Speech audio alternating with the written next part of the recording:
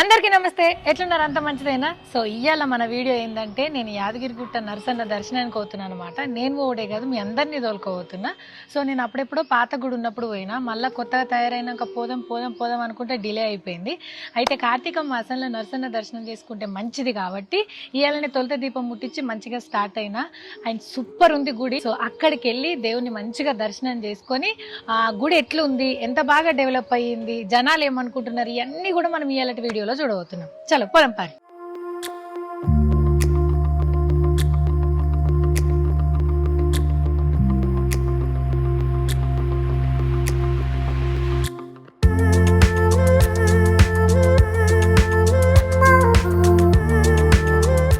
And మీ అందరికీ తెలుసు తెలంగాణ తిరుపతి అంటారు యాదగిరిగుట్టను, యాదగిరిగుట్ట నరసన్నను. సో ఎట్లయితే తిరుపతి ఎంత ఫేమస్ అయ్యి ఎప్పుడు చందాలు ఇట్లా అంటే హుండీలు వేసే డబ్బులు ఎట్లా లెక్క పెడతారో, మనకు ఇక్కడ గుడికి కూడా ఇప్పుడు దేశ విదేశాల నుంచి మస్తు మంది వచ్చి ఈ హుండీ లెక్కింపులు కూడా పోటాపోటీగా సాగుతాయి అన్నట్టు. సో తెలంగాణ గవర్నమెంట్ వచ్చిన తర్వాత మీ అందరికీ తెలుసు కేసీఆర్ సార్ ఒక పట్టు పట్టిందంటే అది అయ్యేదాకా ఇడిచిపెట్టాడు. మనం ఇల్లు కట్టుకుంటే ఎంత దగ్గరుండి కట్టుకుంటాం, 10 సార్లు పోయి అబ్జర్వ్ చేస్తాం, మేస్త్రీలు ఇట్లా చేస్తున్నా అట్లా చేస్తున్నా అని ఎట్లయితే చెప్తామో, సారు విజిట్ చేసుడే కాకుండా ఎప్పుడు వాళ్ళకి ఆన్లైన్లో మీటింగ్లు ఉన్నప్పుడు ఏది ఎట్లా జరుగుతుంది, ఏది ఎట్లయితుంది, ప్రతిసార్లు కొన్ని వందల వేల మీటింగ్లు అయినాయి వచ్చి గుడి కట్టేలోపు. సో ప్రతిసారి అట్లా మీటింగ్ పెట్టుకొని దగ్గరకు వచ్చి చూసి మార్పులు చేర్పులు చేసి చాలా అద్భుతంగా కట్టిర్రు.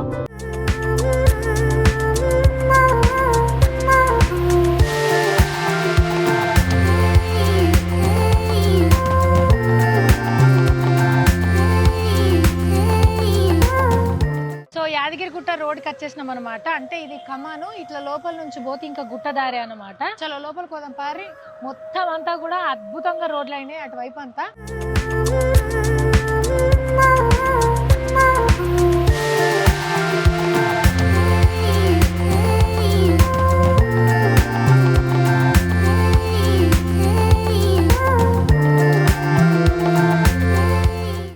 Mini tank bund. అయ్యో ఒక ఫోటో దిగొస్తా ప్లీజ్.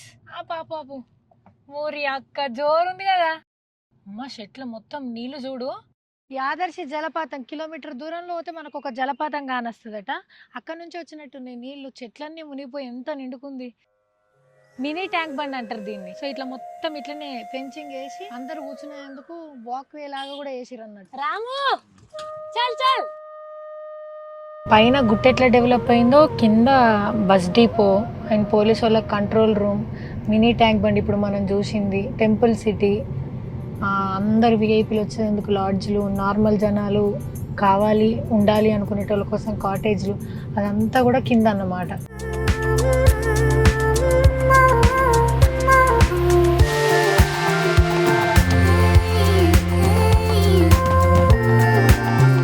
సో మెట్ల మీదకించి నడుచుకుంటూ పోయేటోళ్ళకి ఇదే అనమాట. నేను వచ్చినప్పుడు ఒక చిన్న ఇట్లా విగ్రహం ఉండే, దానికి కొబ్బరికాయ కొట్టి నడక స్టార్ట్ చేస్తుండే. ఇప్పుడు చూడుర్రి, ఇటువైపు నుంచి మొత్తం గ్రీనరీ.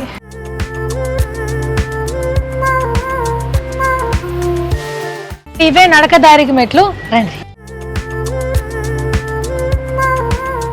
సో ఇట్లా మెట్ల మీదకించి నడుచుకుంటే తాను మొక్కుకున్న వాళ్ళందరికీ ఇది ఒక వే అనమాట. మధ్య మధ్యలో వాష్రూమ్స్ ఉన్నాయి, వాటర్ ఉంది.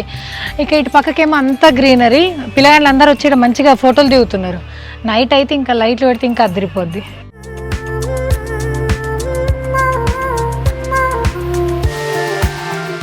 సో మెయిన్ కమాన్ దగ్గరకు వచ్చేసినాం అనమాట. ఇప్పుడే 2-3 బస్సులు కూడా పోయినాయి. కళ్యాణకట్టకు స్వామివారి దర్శనానికి డైరెక్ట్ అక్కడికి తీసుకెళ్తాయి అనమాట. మనం వెహికల్ వచ్చినాం కాబట్టి మనం కూడా వెహికల్తో పైకి వెళ్ళిపోవాలి.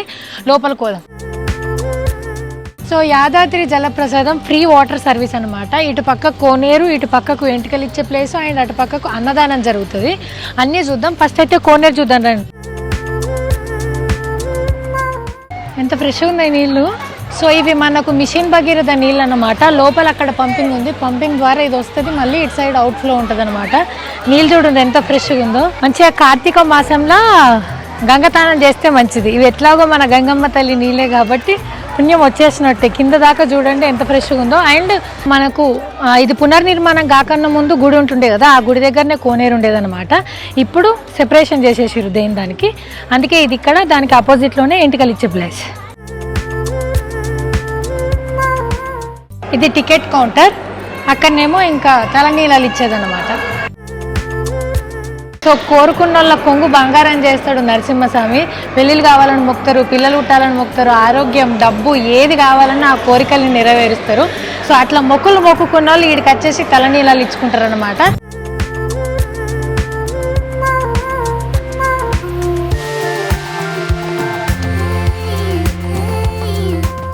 ఇదే సప్త గోపురాలు ఉన్న మన యాదగిరి నరసన్న గుట్ట, యాదగిరి గుట్ట అన్నమాట. మొత్తం 14 ఎకరాల జాగలో ఈ యాదగిరి గుట్ట ఉంటే 2 ఎకరాలల్లో పూర్తిగా మన యాదగిరి గుట్ట నరసన్ననే ఉన్నాడు అన్నమాట. సో ఈడ చూస్తే మీకు అందరు జనాలు ఎక్కువ కానొస్తున్నారు.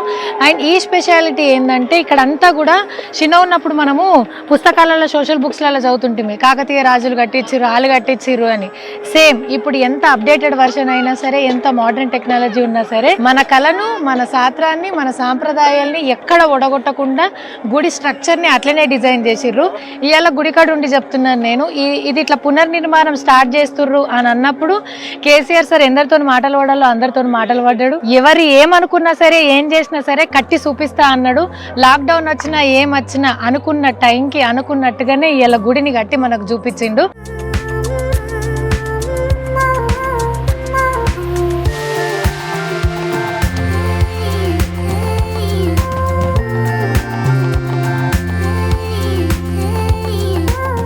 అండ్ ఇక్కడ మనకి స్టోన్స్ కనిపిస్తున్నాయి కదా, వీటి స్పెషాలిటీ ఏంటంటే ఇవి ఎండాకాలంలో చల్లదనం ఇస్తాయి, చలికాలంలో వెచ్చగా ఉంటాయి.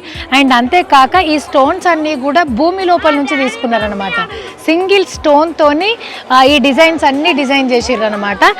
7 గోపురాలలో మధ్యలో గోపురం దగ్గర అంటే మధ్యలో మన నరసింహస్వామి ఉంటాడనమాట. అండ్ ప్రపంచంలోనే ఫస్ట్ టైం ఒకే రాయితోని 90 అడుగుల ఎత్తుల గోపురం ఉన్న గుడిని కట్టడం ప్రపంచంలోనే ఫస్ట్ టైం. ప్రపంచ దేశాలలో కూడా ఇక్కడికి వచ్చి మన సంపదని, మన సాంప్రదాయాన్ని గౌరవిస్తూ ఇక్కడున్న వాటితోని వాళ్ళు ఫొటోస్ తీసుకెళ్ళి ఇంత డెవలప్ అయిందా, ఇంత బాగుందని వాళ్ళు మన గురించి మాట్లాడేటట్టు చేసిర్రు. సో నల్గొండ ఇంత డెవలప్ అయ్యిందన్నా, లేకపోతే యాదగిరి గుట్టకు పునర్వైభవం వచ్చి అసలు యాదగిరి గుట్టన్న తిరుపతి ఎంకన్నతో సమానంగా చేసింది మాత్రం ఖచ్చితంగా కేసీఆర్ సార్ గవర్నమెంటే. సో మన తెలంగాణ మనకు వచ్చినాక మన దేవుళ్లకు అండ్ అట్లనే మన వాళ్లకు ఎంత ప్రత్యేకమైన స్థానం ఉందనేది మనం అందరం చూస్తూనే ఉన్నాం అన్నమాట.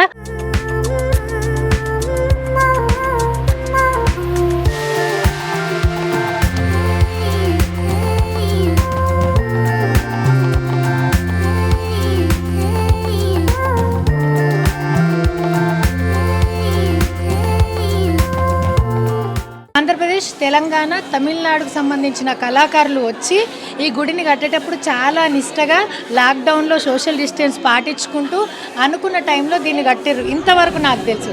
కాకపోతే ఇది దేన్ని ఇన్స్పిరేషన్గా తీసుకొని ఈ డిజైన్స్ కానీ లేకపోతే దీని ప్రత్యేకత ఏందనేది మీరే చెప్పాలి. ఇది యాక్చువల్లీ మొత్తం మనకి టెంపుల్ యూజ్ చేసిందంతా కృష్ణశిల రాయితోని కట్టడం జరిగింది.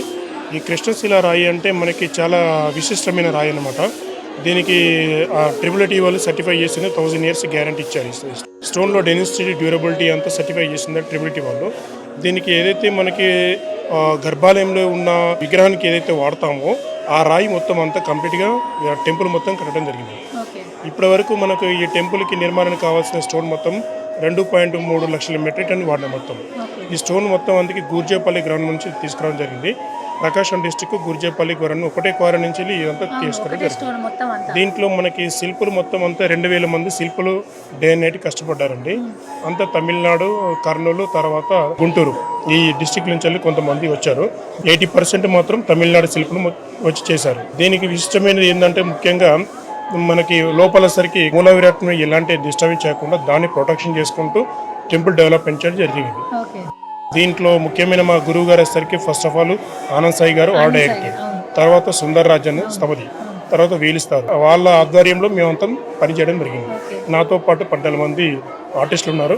ముఖ్యమైనది ఏంటంటే నరసింహస్వామి వచ్చేసరికి ఎక్కడైనా కలిగి ఒకటే ప్రతిరూపం ఉంటుంది. కానీ యాదగిరికి విశిష్టం ఏంటంటే పంచముఖ నరసింహస్వామి ఒకటే దగ్గర వినడం చాలా ప్రాముఖ్యత విశిష్టమైన స్వయంభూ కాబట్టి దాంట్లో వచ్చేసరికి లక్ష్మీ నరసింహస్వామి, యోగ నరసింహస్వామి, గండవీర నరసింహస్వామి, జ్వాలా నరసింహస్వామి ఈ 5 నామూలను ఒకే దాంట్లో ఉండడం వల్ల ఈ యొక్క విశిష్టమైన ప్రఖ్యాతమైన పేరు అనమాట. ఓకే. దీంట్లో మనం చేసింది ఏంటంటే లోపల గర్భాలయంలో చూస్తారు చూడండి, లోపలికి వెళ్ళిన తర్వాత మనకి ద్వారం ముందు ఏదైతే మనకి ఆల్వార్స్ ఉంటాయో ఆ ఆల్వార్స్ 12 మంది ఆల్వార్స్ ఉంటారు. ఓకే. ఎక్కడనే కానీ ఏ టెంపుల్లోనే దేవాలయంలో చూసినట్టయితే ఆల్వార్స్ చిన్న చిన్న లోహ విగ్రహాలు ఉంటాయి. బట్ ఇక్కడ విశిష్టం ఏంటంటే ఒకటే రాయితోని 20 ఫీట్ల హైట్, ఒకటే రాయితోని సింగిల్ స్టోన్లో నిర్మాణం చేయడం జరిగింది. దాన్ని ముఖ మండపంతో పాటు ఆల్వార్ మండపం అని పేరు వచ్చిందన్నమాట. ఓకే. అట్లా ఎన్ని ఉన్నాయి మనకి? దానికి 12 మంది ఆల్వార్స్ ఉంటారు. అవునా? దాంతో కానుకోనికి మొదటి ప్రాకారం ఉంటుంది. మొదటి ప్రాకారం ఏంటంటే దీంట్లో ముఖ్యమైనది మనకి శిల్పశాస్త్రం ఏం చూసినామంటే Pallava style, Chola style, Kakatiya style, తర్వాత మన విజయనగర స్టైల్. ఈ డీటెయిల్స్ వచ్చేసరికి ఇదంతా చాలా మటు వరకు పల్లవ్ స్టైల్ ఉంటుంది. మిగతా టెంపుల్ చూసుకున్నట్టే రెక్టాంగిల్ లో ఉంటుంది, స్క్వేర్ లో ఉంటుంది మండపాలు. బట్ ఇక్కడ ఏంటంటే రెక్టాంగిల్ లో ఉంటుంది. దీని అష్టభుజి మండపం. ఓకే.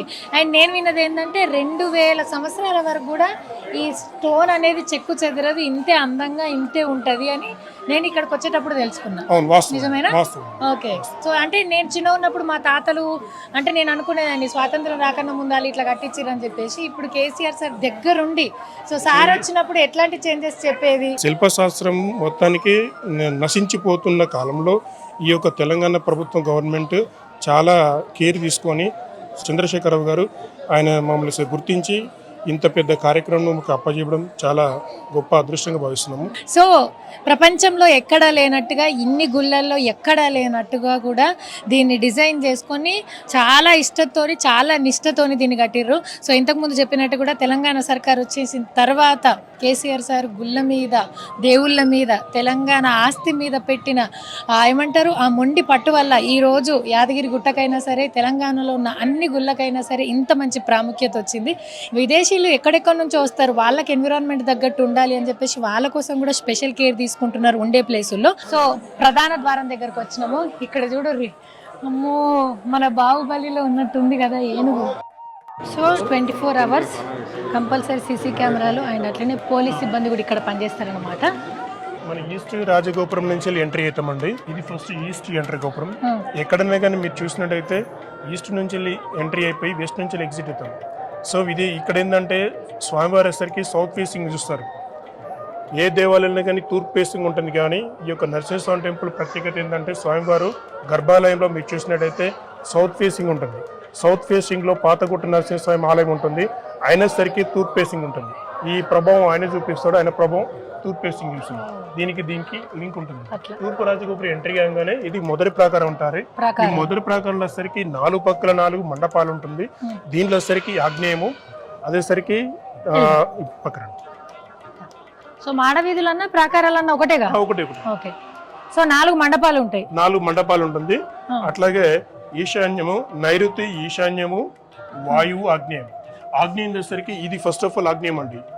ఈ ఆగ్నేయం దగ్గరికి రామానుజగుటం ఉంటుంది, స్టైల్ పిల్లర్ అంటారు. యాలిపాదం అంటే దీనిలో ఒక నరసింహ అవతారం వచ్చరికి సింహాకారంలో ఉంటుంది.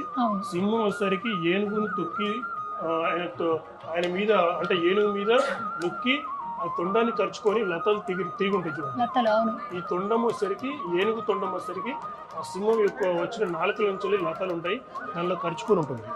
సో ఈ టైప్ ఆఫ్ ప్యాటర్న్స్ మొత్తం ఈ మండపంలో 59 పిల్లర్స్ ఉంటాయి. 59 పిల్లర్స్ ఉన్నాయి. దీని కింద వచ్చరికి సింహాలు చూడండి. సింహాలు వచ్చరికి లోపల బాల్ పెట్టండి, బాల్ రొటేట్ అవుతుంది. దీంట్లో వచ్చరికి ఈ కంప్లీట్ గా ఈ స్టోన్ బల్క్ స్టోన్ లో మొత్తం ఈ బాల్ తో పాటు కార్వింగ్ చేయడం జరిగింది. మీరే కార్వింగ్ చేసేసి అది అట్లే ఉంది. ఈ యొక్క శిల్పి నైపుణ్యం చూపించుకోవడం మేము పెట్టాం మేడం. ఈ యొక్క బాల్ రొటేట్ అయితే లోపల బాల్ తో పాటు ఎంత ఈ టైప్ ఆఫ్ మొత్తం 59 సింహాలు ఉంటాయి. 59 సింహాలు ఉన్నాయి ఇన్ని గోపురాలలో. అండ్ మండపాలు వచ్చేసి 48 ఉన్నాయి. సో ఈ అన్ని కూడా ఒక రాయికి హస్తకళ అన్నమాట. ఇంతమంది కళాకారులు చేత్తోని చేసిన హస్తకళ. మీరు ప్రతిదీ చూస్తే ఎంత చిన్న షార్ప్ ఫినిషింగ్ ఉంది. అండ్ ఏనుక్కే కాకుండా దానికి గజ్జల నుంచి దాని తర్వాత దేవుడు ఉగ్ర రూపాన్ని చూపిస్తూ ఏనుగును తొక్కేది. అండ్ అటుపక్కకు అంతా కూడా నేను ఇంతకుముందు చెప్పినట్టుగానే తెలంగాణ సంస్కృతి సాంప్రదాయాలు బతుకు చిత్రాలు అన్నట్టు. అంటే పక్షులు ఉన్నాయి, జంతువులు ఉన్నాయి, ఫ్లవర్స్ ఉన్నాయి, సో దేవుళ్ళు ఉన్నారు. ఇదంతా కూడా ఎక్కడ మన సాంప్రదాయం కానీ శాస్త్రం కానీ మర్చిపోకుండా ఉండేందుకు ప్రతిదీ డీటెయిలింగ్ ఉందన్నమాట. స్వామి వారికి మాత్రమే ప్రత్యేకంగా చేసే ప్రసాదాలు ఈ 4 రూమ్లలో జరుగుతాయి. యాక్చువల్లీ ఏంటంటే మనకి ఈ గర్భాలయం కింద స్వామివారు ఉంటారు. కింద స్వామివారి పైన విమాన గోపురం వస్తుంది. ఆ విమాన గోపురం పైన సుదర్శన చక్రం అది గోల్డ్ దే. బట్ ఇదంతా మొత్తం విమాన గోపురం మొత్తం అంతా ఈవెన్ తిరుమల ఏ విధంగా ఉందో అదే విధంగా చేస్తున్నాం. బంగారు పూత. దీనికి ఇప్పుడు స్టార్ట్ అయ్యి 1 ఇయర్ అయింది. ఇంకొక 1 ఇయర్ పడుతుంది. ఓకే. అండ్ ఇక్కడ చూస్తున్నారా, ఇవన్నీ ఏంటి అనుకుంటున్నారు? మొత్తం సెంట్రల్ ఏసీ, లోపల గుడి మొత్తం ఏసీ ఉంది. నాకు తెలిసి తెలంగాణలో ఫస్ట్ గుడి అనుకుంటే ఏసీతో. జనాలకు ఎండాకాలం కాదు, అంటే జనాలు ఎక్కువ వస్తారు, వేడైతే ఎక్కువసేపు ఉండలేం కదా, అటువంటి ఇబ్బందులు లేకుండా సెంట్రల్ ఏసీ పెట్టేసిరు. అదే ఈ పైప్ లైన్ అనమాట. పంచతల రాజగోపురాలు మొత్తం 4 ఉంటుంది. ఓకే. విమాన గోపురం, గర్భాలయం విమాన గోపురం 1 ఉంటుంది. త్రితల గోపురం 1 ఈశాన్య భాగంలో మనకి ఎంట్రీ అయ్యేది చిన్నది, అది 1 ఉంటుంది. మహారాజు గోపురం, పెద్ద గోపురం, 7 అంతస్తుల రాజగోపురం 1 ఉంటుంది. మొత్తం 7 గోపురాలు ఉంటాయి మనకి. 7 గోపురాల సరికి మనకు ప్రముఖ విశిష్ట గోపురం ఇదొకటి, సౌత్ గోపురం. ఇదొక ఎంట్రన్స్ అన్న. ఇదొక ఎంట్రన్స్. నిత్య కళ్యాణ మండపం ఉంటుంది. కళ్యాణ మండపం. నిత్య కళ్యాణ అదేంటన్నా అది? స్వామివారు పైన సింహాసనం. సింహాసనమా? బంగారు రథం స్వామివారిది, మొత్తం గోల్డ్. మొత్తం గోల్డ్. వైకుంఠ ఏకాదశికి ఈ ద్వారం ఓపెన్ చేస్తారు. ఇట్లా మళ్ళీ డైరెక్ట్ దర్శనం. మీద కూడా దేవుళ్ళు అండ్ అట్లనే అక్కడ చూడండి దేవుంది నామాలు, సుదర్శన చక్రం, శంకు ఉంది. సో ప్రతి ఒక్క మండపానికి ఖచ్చితంగా అవి ఉన్నాయన్నమాట. సో ఇప్పుడు మనము లోపలికి వెళ్దాం.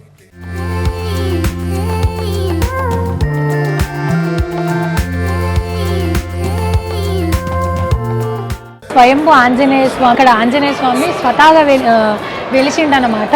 ఏసీలు కూడా ఆ పిల్లర్ ఏదైతే ఉందో ఆ పిల్లర్లో కలిసిపోయేటట్టు పెట్టారు, బయటికి కనిపించకుండా సేమ్ కలరు, సేమ్ ఒక వెంటిలేషన్ కోసం పెట్టినట్టే ఉంది తప్పితే ఏసీ అని తెలియట్లేదు. ఇదొక లిఫ్ట్ మేడం, పెద్దవాళ్ళకి వికలాంగులకి యూజ్ చేసుకోవచ్చు. ఇదొక లిఫ్ట్. మనకి ఆగ్నేయం దిక్కు ఇందాక చూసిన రామాంజీ కోటం అక్కడ లిఫ్ట్, 2 లిఫ్ట్లు పెట్టాము. మనకు ధ్వజస్తంభం ఉంది స్వామివారికి ఎదురుగా, అదంతా కూడా బంగారు ధ్వజస్తంభం. నమస్కారం అయ్యవారు, థ్యాంక్ యూ సో మచ్. అత్యంత అద్భుతమైన దర్శనాన్ని, పూజని మాకు కల్పించినందుకు. సో మీరు చూడంగా యాదాద్రి ఇంత వైభవాన్ని ఏర్పరచుకుంది, ఇంతమంది జనాలు వస్తున్నారు, ఇంత ప్రసిద్ధికి ఎక్కింది, ఎట్లా అనిపిస్తుంది? చాలా అద్భుతంగా ఉంది. ఎందుకంటే పుట్టి పెరిగిన ఊరిదే మాది.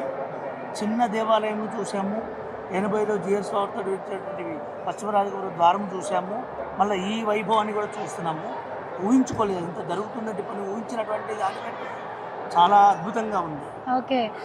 అంటే ఇంతమంది నరసింహస్వామి గుళ్ళు ఉండగా సుఖ యాదాద్రి నరసన్న అంటే ఒక ప్రత్యేకమైన అభిమానం జనాలకి అండ్ ఒక ప్రత్యేకమైన భక్తి కూడా. దీని గొప్పగా చెప్పాలన్న విశిష్టత అంటే మీరు చూసింది, మీకు తెలిసిందేంది? మాకు తెలిసిందంటే 2 ప్రత్యక్ష అనుభవించినవి మేము ఉన్నాయి. ఒకటి ఏంటంటే ఇక్కడ ప్రదక్షిణంలో చేసేటువంటి ఒక విశిష్టత ఉంది. అంటే ప్రదక్షిణ చేసే వాళ్ళు ఎలా ఉండాలంటే శుద్ధిగా ఉండాలి. ఉదయము 16 ప్రదక్షిణాలు, సాయంత్రం 16 ప్రదక్షిణాలు, తన దీక్షతోటి ఒక కిందనే పడుకోవడము, రాత్రిపూట అల్పాహారం తీసుకోవడము, మధ్యాహ్నం మాత్రమే అది పెరుమాళ్ళ ప్రసాదం ఆరిగిపోయిందని మాత్రమే తీసుకొని ఉండడము, తర్వాత నిశ్శబ్దంగా ఎవరితో తగలకుండా ఉండడం, దీక్షగా చేయడం అనేటువంటి పద్ధతి. ఆ పద్ధతిలో ప్రదక్షిణాలు చేసిన వాళ్ళకి ఎంతోమందికి ఆపరేషన్ చేసిన స్వామివారు.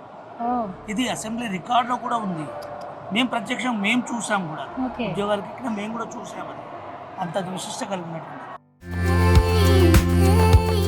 సో మనకు Yadadri Narasanna executive officer Geeta madam గారు ఉన్నారు. Thank you so much madam. జనాలు ఎంతమంది వచ్చినా సరే అందరికీ సరిపడా ఏర్పాట్లు అన్నీ ఉన్నాయి. స్పెషల్లీ కార్తీక మాసంలో కంపల్సరీ నరసన్న దర్శనం చేసుకుంటారు కాబట్టి మీకు ఎట్లా అనిపిస్తుంది? అండ్ ఇంకా రానున్న రోజుల్లో యాదాద్రిని ఇంకెట్లా చూడబోతున్నాం? చాలా ఎక్కువ మంది వచ్చి స్వామివారిని దర్శనం చేసుకుని వాళ్ళు సంతృప్తిగా ఇక్కడ కుటుంబ సభ్యులతో గడిపి వెళ్ళాలి అనేది ఈ ఆలయం యొక్క పునర్నిర్మాణం యొక్క ముఖ్య ఉద్దేశం. అంటే ఇట్లా వచ్చే జనాలు ఏ ఇబ్బందులు లేకుండా దర్శనం చేసుకొని పోతే మీకు చాలా హ్యాపీగా అనిపిస్తుందని నేను అనుకుంటున్నాను. అంతే కదా, అసలు ఉన్నదే అందుకొరకు కదా, పిలిగ్రిమ్స్ అందరూ కూడా సంతృప్తిగా వెళ్ళాలనే.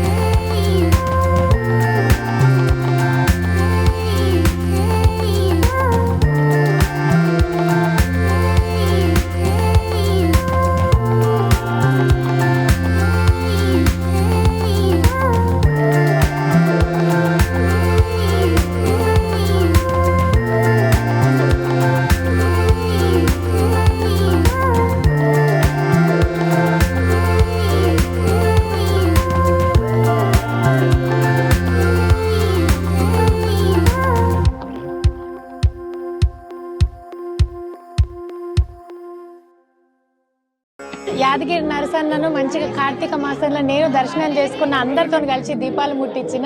మీరు కూడా మీరందరు ఫ్యామిలీతో వచ్చి దేవుని దర్శనం చేసుకొని మీరు కోరుకున్న కోరికలు అన్నీ నెరవేరాలని నేను మనస్ఫూర్తిగా కోరుకుంటున్నా.